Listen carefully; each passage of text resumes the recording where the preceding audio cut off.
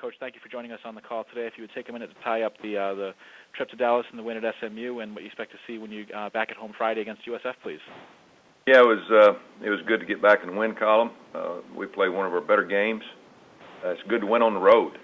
You need to win some ball games on the road to build a complete football team. So we managed that. We've been on the road the last 2 weeks. It's been a hard 2 weeks going to Miami, then to Dallas. Now we're playing at home in Paul Brown Friday night. Excited. 6 games left in the season. We're halfway through, and we need to start playing better. We're starting to get a few guys back healthy. It was good Saturday that we only played our starters pretty much a quarter and a half, 2 quarters, and for the first time this year, we've been able to play a lot of the guys that hadn't been able to get out on the field because of all close games. So look forward to playing South Florida. They're a good football team, well coached. They gave us our first conference setback last year, but they do an excellent job in what they do. They're a little different than a lot of folks, and they like to run the football, pro-style attack, and so we'll have to make that adjustment. But excited about our players having an opportunity now to come back home in front of our fans. We only have 3 home games left for the season, so we want to make the best of it and try to keep improving and see what we can do. Questions? Take questions for Coach Tuberville, please. Star 1 on your telephone to join the queue. The operator will introduce you. And we have Tony Christian with Cincinnati Enquirer. Hey, Coach. Last year, obviously, that was a big downer when you went down to South Florida and lost. Does that add extra motivation this year, or how does that translate from year to year? No, we just take them one at a time. We try to match up what we do on offense and defense against the team that we play. That's pretty much how you coach. You can't worry about what happened last year. I think they're better from last year. But it's a 3.5-hour game, and we try to put in a good game plan. We played pretty good defensively last year. It was one of our better games defensively, but offensively, it was really the last game that we struggled after the South Florida game last year. We pulled off like 6 straight wins. We got much better on the offensive side of the ball. We was able to get the ball down the field vertically, and our passing game came around. And so hopefully after last week playing SMU, a lot of things kind of clicked for us. I think the light came on for some of our players, how to play on both sides of the ball in the kicking game. We've got a lot of young guys that are playing, so got a lot of experience now. We've got 6 games of experience with this football team, and we need to start playing better each and every week. So we're kind of looking at last year and how we did and how we turned the corner, and we started gelling as a football team the second half. So we had that discussion yesterday with our team, and we'll hit the practice field again today and try to duplicate what we did last year. Now, you mentioned being 6 games into the year. Of course, before the season, a lot was made of the fact that you were opening so late, not until September 12th. Have you caught up, so to speak, in that respect, or is that even a factor anymore? I think we've caught up a little bit. Our first 5 games were awfully tough for this football team, especially starting late. Other teams having a head start on us. We weren't really in good game shape. We didn't know a lot about this team, playing some very good football teams. Now we know a lot more about the team. We're in a little bit better shape. I think we were really tired going into last week's game against SMU. We had played 5 straight games, and they were very hard games. Fortunately, last week we got ahead, and we were able to pull a lot of guys out that normally played 70, 80, maybe 90 plays, and last week only played around 40. So we got back down to a normal game. So I think we'll be a little bit rested going into this game, and then we'll have one more game against Tulane the next week before an open date, which will be much needed. So, we're not going to look back. We're not going to look forward. We're going to try to play both these games, try to play the best we can, and hopefully we give ourselves a chance to win.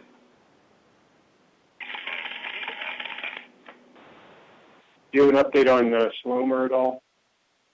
He just got an ankle sprain. He's walking well. He'll be day-to-day.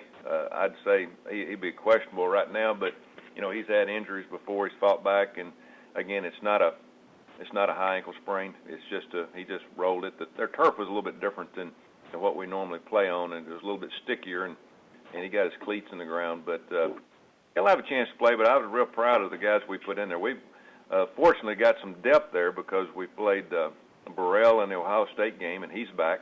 He can play, and we've got Leahy, who has played quite a bit, and Leahy played good in the game, so both of them played well. So, fortunately for us, we've got a little bit of depth there now.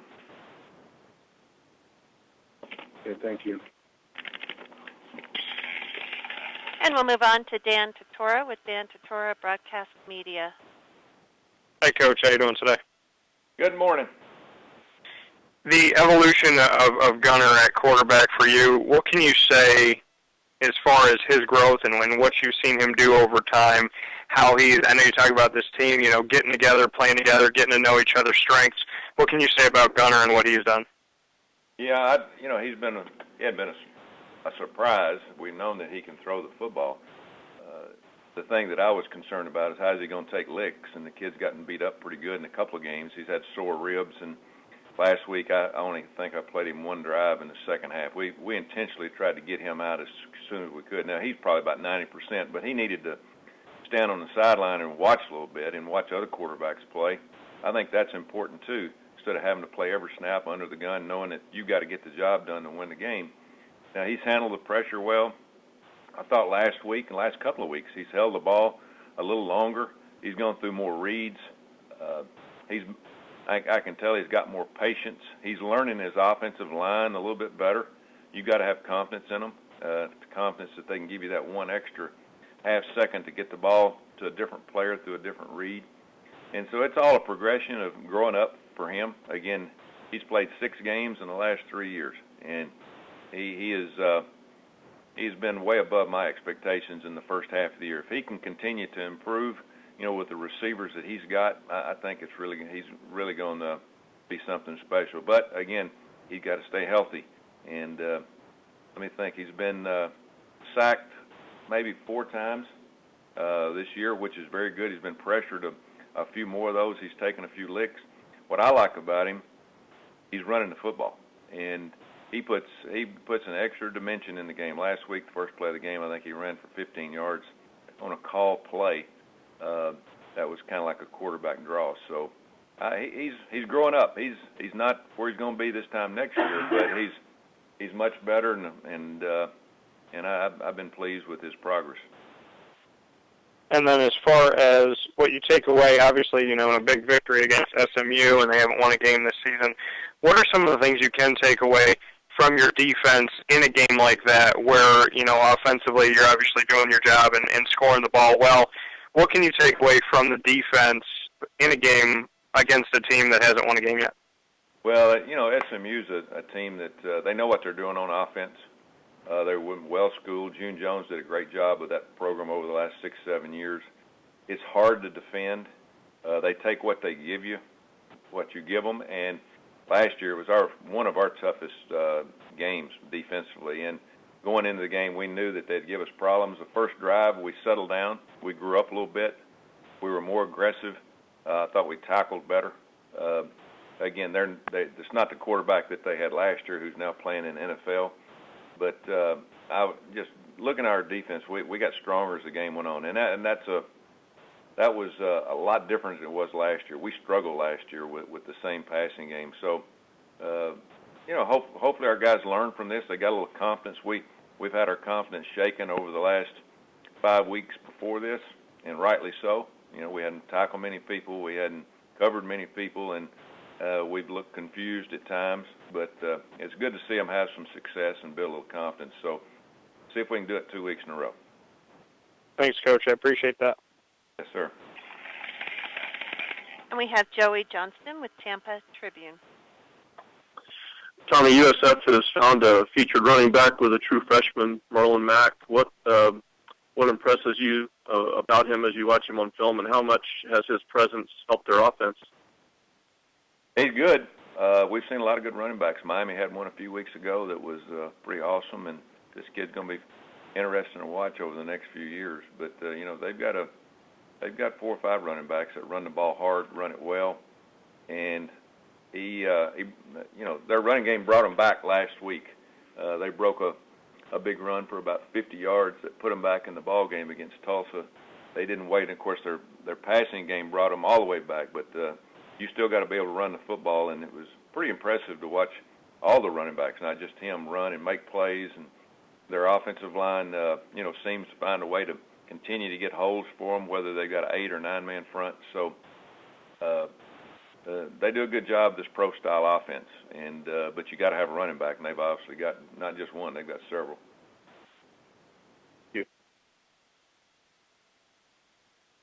And we'll move to Joey Knight with Tampa Bay Times. Coach, from what you've seen on film, where does it look to you like USF has improved the most? Is it the running game? Well, I think that they're just knowing their scheme better. That's a pretty complicated scheme that they're doing on offense. They do a lot of movement, a lot of 2 tight ends, 1 tight end, 3 wide outs, 2 backs, 1 back. They move formations quite a bit. They do a good job with it. Last year, they looked like they even confused themselves a little bit by doing all of it. But, it takes a while to get that in, and they've done a very good job of just sticking with it. They didn't listen to fans or read any of them. You can tell that's a heck with it. We're going to do what we know what to do, and they made themselves much better. It takes time to put an offense in, and Willie'd only been there for 1 year, and he took a lot of lumps for not being able to get this offense going. But you got to run what you know, and he knows that offense pretty well, and you can tell that they're much more comfortable in what they're doing this year than they were last year. Thanks, Coach. Any time for one more for Coach Tuberville, please. We'll hear from Christopher Heidel with Herb Radio. Hey, Coach Tommy. Talk about the trip down to South Florida this week. How do you get your players up ready to go with that humidity in Tampa? Because I know a lot of teams from the north, when they go down south to Florida or Alabama or whatever, they're not used to the humidity like we are during the summertime up here. So how do you get your players ready for that? Well, fortunately we're playing up here this year, and but it's hard. Okay. Last year we went to SMU and last week SMU, and it was 100 degrees on the field with the turf, and then the week before at Miami, we all worked on our suntans pretty good, and we got more than suntan, we got sunburn. But it's a little different for them coming up here. I can remember being at Miami coming north and playing games this time of year, and they hadn't seen 40s. It'll probably be in the mid-40s at game time up here this week, which is a little, it's pretty cool. Our players even struggle with a little bit. So if the wind's blowing, Paul Brown Stadium is on the river. We're playing at Bengal Stadium, and if the wind blows, it's going to be interesting to see how cool it gets. And it was a factor even for us when we played Memphis a few weeks ago. It went from 85 to game time the next night to in the mid-40s. So it's a little bit different when you're playing in that cool air that's with the breeze. Are you happy with the team progress this year, or what are you thinking? If you give yourself a grade for the team so far, what do you grade your team so far, looking back of last year to this year? I'd say average C. I mean, we've struggled in some areas. Some areas would rank higher. Obviously, our defense you'd have to rank them as a D. I mean, we hadn't tackled many people. We hadn't stopped many people. It's been just one problem after the other. But we have shown a little progress. Most of the time it hadn't shown up in games, but we're getting a little bit more confidence. Offensively, we played pretty well most of the year. We've lost our first 2 running backs, which has affected our running game, but we've got some young guys that are carrying the load as we speak. Our offensive line has not been a surprise, but it's been a pleasant, consistent surprise. We've gotten better on the offensive line. But we got a chance for improvement. We've got 6 games left. We need to move up to the B category in the next 6 games. It's just hard for a new quarterback, kid that hasn't played much, and a lot of young guys on defense to be a great football team. But we've got to play a lot better. We've got the ability to play better. Well, good luck this weekend. Thank you. Coach, we thank you for your time today. We look forward to talking to you again next Monday.